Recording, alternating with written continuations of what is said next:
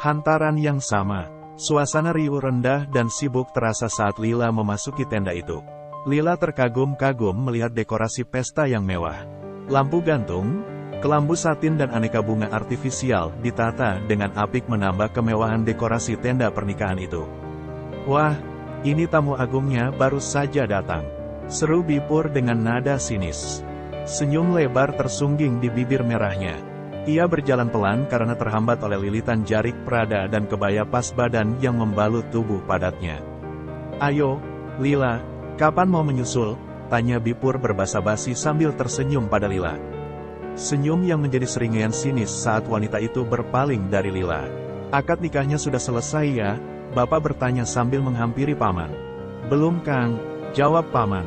Mempelai lelaki masih berganti pakaian. Lanjut paman sambil melirik ke pintu rumah.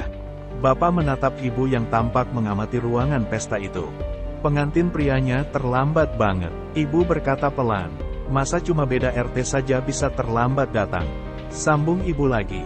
"Hus," bapak menyilangkan telunjuk di bibirnya. Lila mengedarkan pandangan mencari sosok pengantin perempuan.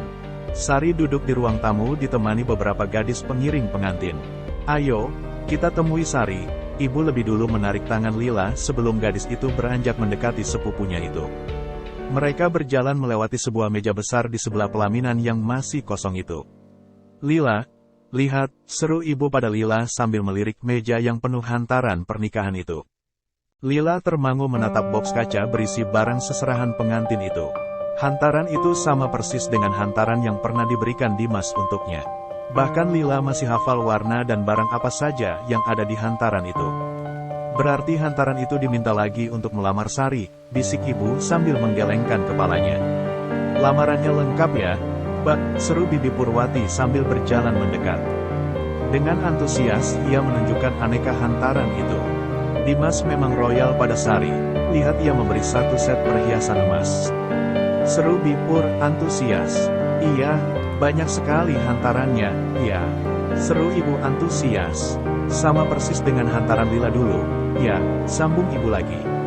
Seketika Bipur tersenyum kecut. Lila segera beranjak menuju ke tempat Sari berada. "Aku mau menemui pengantinnya dulu, ya, Ibu Permatian.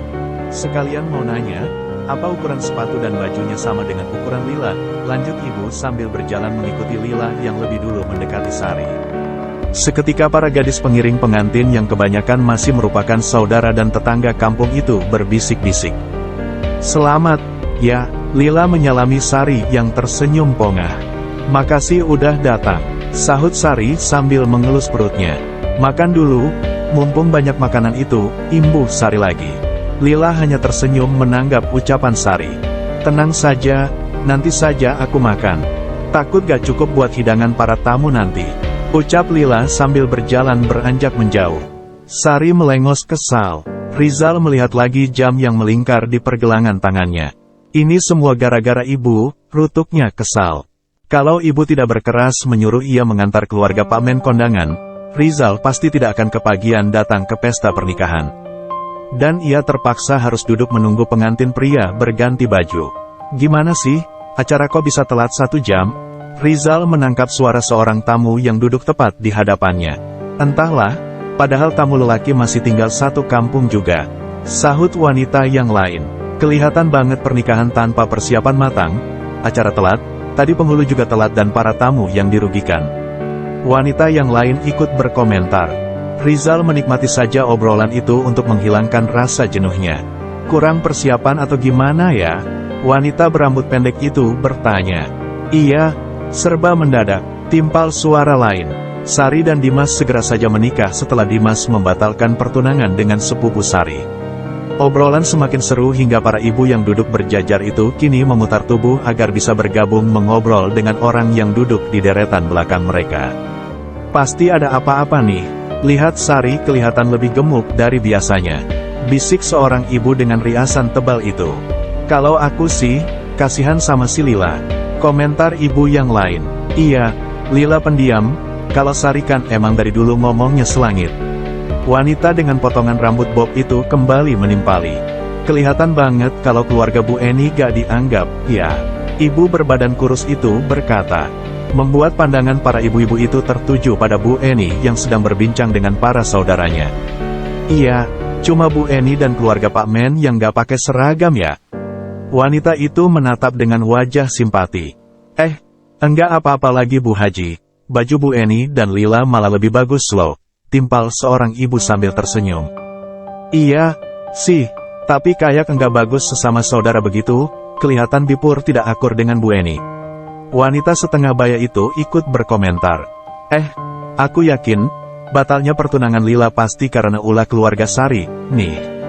Setuju, seru Rizal antusias. Sontak para ibu itu menoleh ke arah Rizal sambil menatap dengan wajah cengok. Sedetik kemudian mereka tersenyum dengan tatapan terpana melihat ada sesosok pria menawan duduk di belakang mereka dan ikut bergosip. Rizal tersenyum pelik ke arah para ibu-ibu itu. Mas main setuju aja, siap halalin dong, sahut wanita gempal itu sambil tersenyum genit. Saya udah halal dong, sahut Rizal santai, ada sertifikatnya loh, sambungnya lagi. Para ibu itu tertawa lagi. Mereka semakin seru bergunjing karena mendapat anggota baru yang cukup menyegarkan mata mereka. Acara dimulai, tuh, Rizal menunjuk ke tempat diadakan akad nikah itu. Tampak pengantin pria berjalan menuju meja yang berada di tengah tempat pesta. Sari dan Dimas duduk berdampingan menghadap seorang penghulu dan para saksi.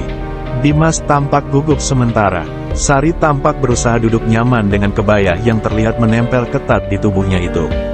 Saya terima nikahnya. Dimas justru terdiam menjeda ucapannya. Kita ulang ya, Mas, sahut Pak Penghulu. Masa, nama calon istrinya lupa, gurau Pak Penghulu sambil menatap Sari yang tampak tertunduk. Malu, wajahnya yang penuh make up itu makin merah. Suara-suara gumaman para tamu dan keluarga itu menambah riuh suasana. Penghulu kembali menjabat tangan Dimas. Pria itu tampak tegang. Rizal mengedarkan pandangannya. Ia melihat Lila berdiri di dekat meja sambil memasukkan nasi dari sebuah mangkuk besar ke wadah prasmanan dari stainless itu. Gadis itu memakai celemek yang sama seperti para pegawai catering yang sibuk menata makanan itu. Rizal mengernyitkan dahinya heran. Bukankah sudah ada tim dari pihak catering makanan? Kenapa Lila ikut-ikutan menata makanan? Dasar caper, rutuk Rizal melihat Lila yang tampak kesulitan membawa mangkuk besar berisi nasi itu sementara ia memakai rok pesta yang membatasi geraknya. Dengan baju seperti itu seharusnya Lila hanya duduk manis saja menyambut tamu. Bisa sia-sia hasil makeover yang dilakukan ibunya. Lila, cepat bawa minumannya kemari, seru Bipur dengan suara keras. Gadis itu melirik dengan wajah memerah menahan malu dan berjalan menuju ke arah bibinya.